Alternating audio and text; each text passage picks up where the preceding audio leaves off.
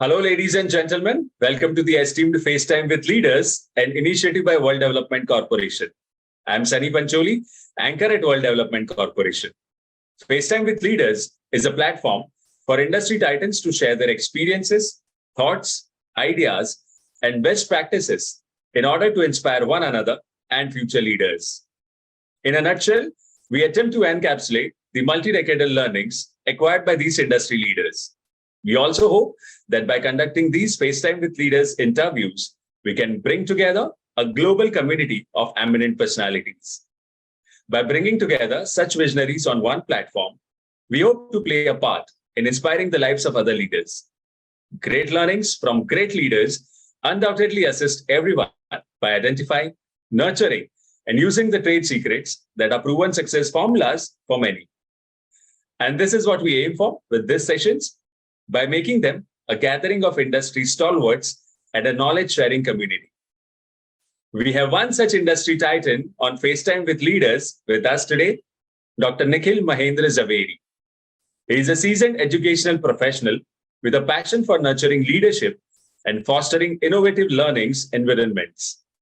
With over 3 decades of experience in the field of education, he has held various leadership positions and has made significant contributions to the institutions he has served. He holds a Ph.D. from Sardar Patel University, Vallabh Vidyanagar. Currently, he holds the position of Vice-Chancellor, Provost at GSFC University in Vadodara, Gujarat, whereby he has implemented various initiatives to enhance the university's programs and processes with numerous notable achievements. Welcome to FaceTime with Leaders, Mr. Zaveri. Thank you. Thank you, Sari. So, Dr. Zaveri, could you let our viewers know about your important career achievements in brief and give a brief timeline of reaching the designation of Vice-Chancellor at GSFC University?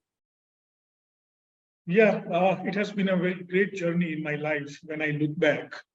And I never knew that, I would rise to this level. Because when I started my career as a teacher, I was with Sardar Patel University, and it was a pensionable job. But at a very young age, I chose to go out of my comfort zone. And I became director and principal at a very young age in a management institution, which is in the private sector. So I had to forego my pensionable job. And I joined a non-pensionable job at a very young age of 35, where there were all kind of doubts that whether I would succeed or not, whether the institution would take off or not. But I took up the challenge. And by the grace of God and creating a good team, we could achieve so many things. And over the years, so many new initiatives have been taken by which the students have been benefited. And we got very good reputation, not only at the national level, but at the international level. When I joined a prestigious institution called SEMCOM in Vallabh Vidyanagar in the year 1997. So this has been my journey so far. And as and when the challenges came, all those challenges were overcome with a positive mindset and with a planned approach. And probably this could be the reason that I'm here today. Great. That's an excellent start to this interview. So continuing our conversation, Dr. Zaveri, you have made numerous academic and vocational achievements. So could you please tell us what has been your biggest inspiration that has kept you motivated through all this? Yeah, my one focus was student. And I wanted to serve my students. I wanted to give something best to the students. And that kept me motivated all the years. And that's why I'm in the field of education. Though I'm a chartered accountant, but I chose not to go for the professional life of a chartered accountant. But then I decided to be in academics, to give best to the students. And that has kept me motivated. And all my efforts have been centering around the students. How best I can serve them, I can help them, I can make their life. So this has been my central focus. Great. So building on that, our viewers would like to know that what principles do you follow that have led to your success and that you would like to share with our viewers today?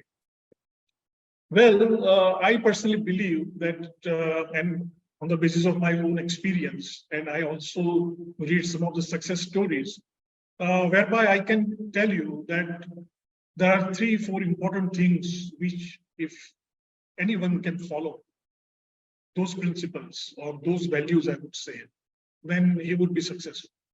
The first is that creating an excellent team. And that is very important. That whatever you achieve, right? In fact, you are not achieving, or I am not achieving, we are achieving. And for that, you have to have an excellent team, and you have to create an excellent teamwork. Second important thing is nurturing the team. Now, nurturing is very important. If you create a team, but you cannot nurture properly, then they cannot contribute to the vision and mission of an organization. So nurturing through personalization, customization of training and development, exposure, enrichment, all these things matter a lot. So creating a team, nurturing a team is first and foremost important thing. Third important thing is that planning and strategize. Because you are in a very challenging environment, very competitive environment. And if you can't plan out or if you can't strategize your activities, then you cannot succeed. Fourth important thing is engagement. That engaging with your work, with the stakeholders is very important. And that creates positive environment, that creates a best platform for further growth and development. So these are 4 important things, in my opinion, very important. Okay. So to all our viewers who are the future leaders, I hope they have made a good note of all the 4 points mentioned by Dr. Zaveri. Okay, moving forward. You have published an article, CSR Reporting Towards Better Corporate Governance, which was accepted at the Asian Conference on Corporate Governance and Sustainability in 2013. So could you shed some light on Indian corporate governance with insights from your publication? Basically, if we look at the Indian scenario, the fact is that the corporate social responsibility is more like a legal compliance than a personal obligation towards society. However, things have changed. But when I look back in 2013, when I was reading so many things and observing, I personally felt that some sort of reporting should take place, in the documents issued by the various companies. Earlier, the mention was only with regard to what social responsibilities they are undertaking, and they were communicating through director's report or the remarks in the annual report. However, I try to concentrate on a very structured way of coming out with a format, and that was my central idea. Another idea was that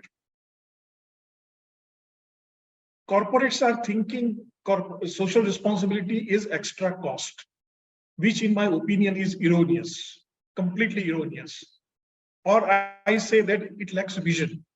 If CSR is integrated as a part of strategy, then it can give wonderful results.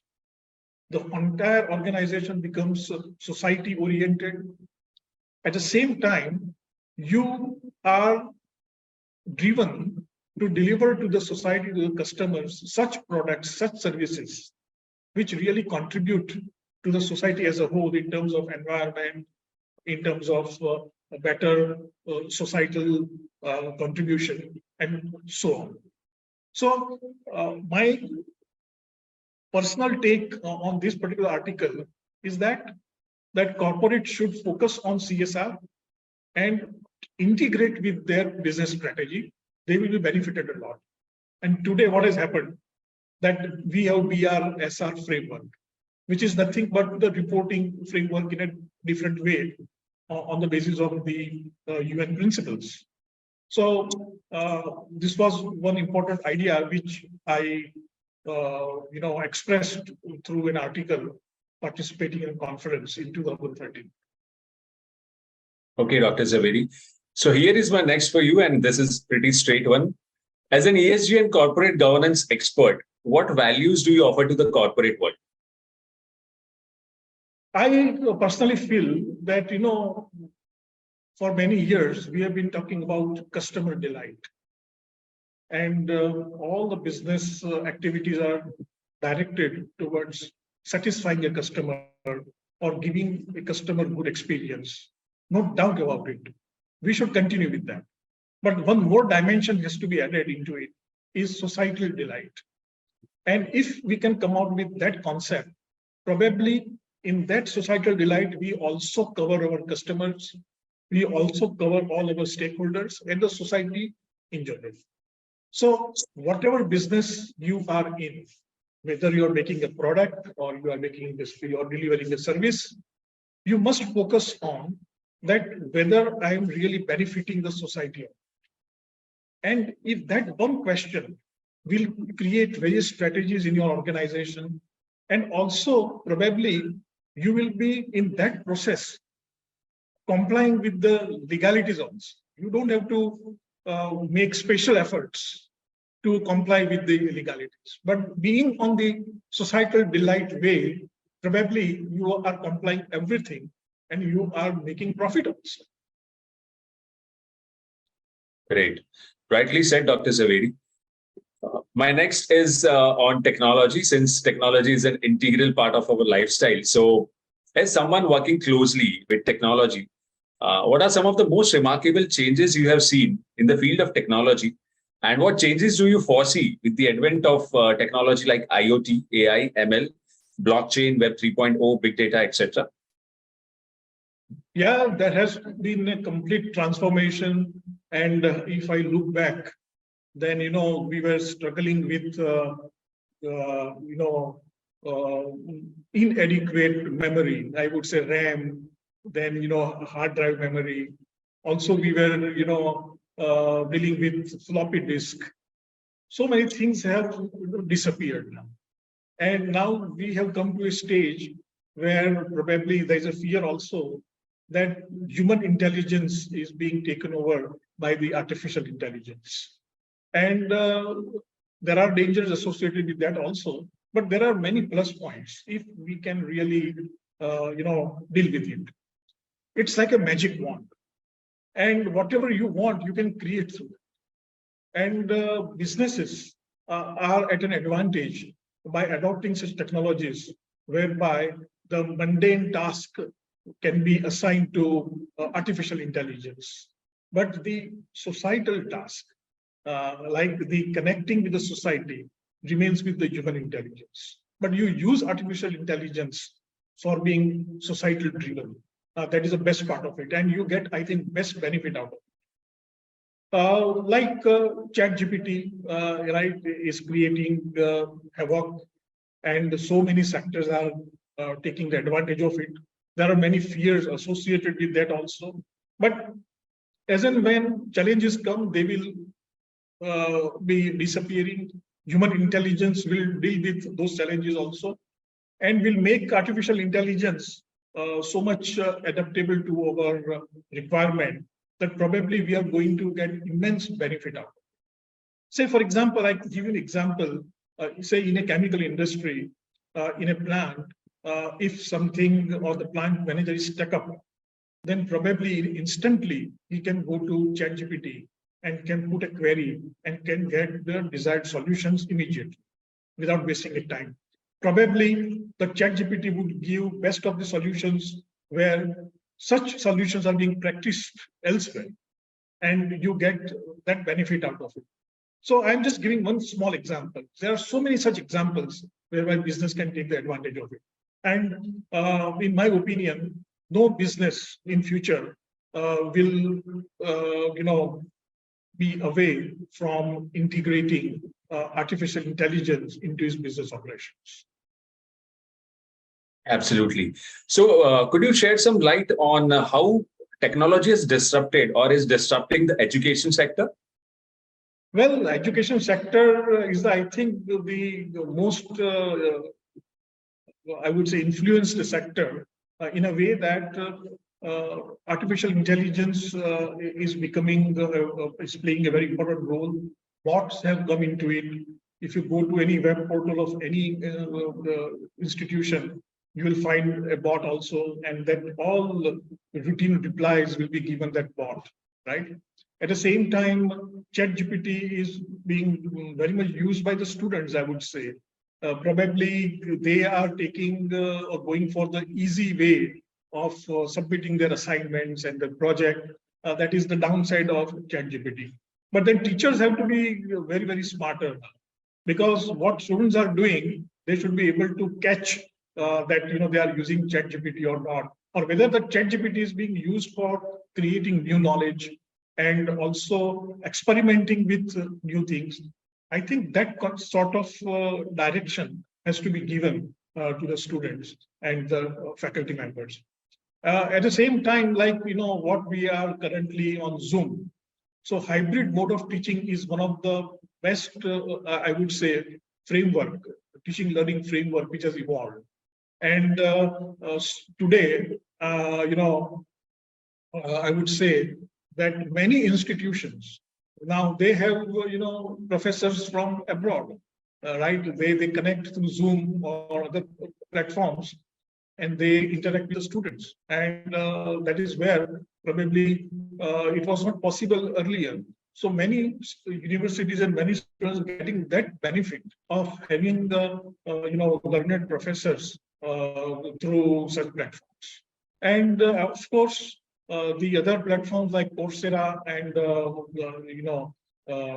there are other platforms also which give courses online, and the students can get certification. They can undergo skill-oriented courses. So there are so many benefits. That was so insightful of you, Mr. Zaveri. Okay, so my next is we are building a community of industry magnates. The move is meant for cross-pollination of knowledge and building a knowledge-sharing community of corporate giants and industry experts.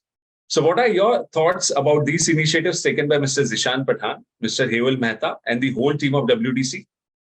Oh, I would like to congratulate Mr. Pathan and Mr. Mehta and the entire team for this wonderful initiative, because in the years to come, there is going to be, in my opinion, the dearth of good professionals. And this is a platform which connect those professionals with those organizations which are in the lookout of the services of such professionals. So it's a wonderful work, I'll tell you. And I also happen to see many videos, published by your team. And I'm very much, pleased to mention that all the videos are of excellent quality. That I think in years to come, entire collection of video will create a new course and a new program. That is what I am foreseeing. And I think you must continue these efforts. And both the professionals as well as the industry are going to be immensely benefited by this. Amazing, amazing, Dr. Zaveri. It was fantastic conversing with you, and I'm confident that your insights will inspire the future leaders. Thank you, Mr. Nikhil Zaveri, for joining us today. Wish you the best for your future endeavors. Moreover, thus that this initiative by Directors Institute has unquestionably expanded the participants' understanding and enriched their minds.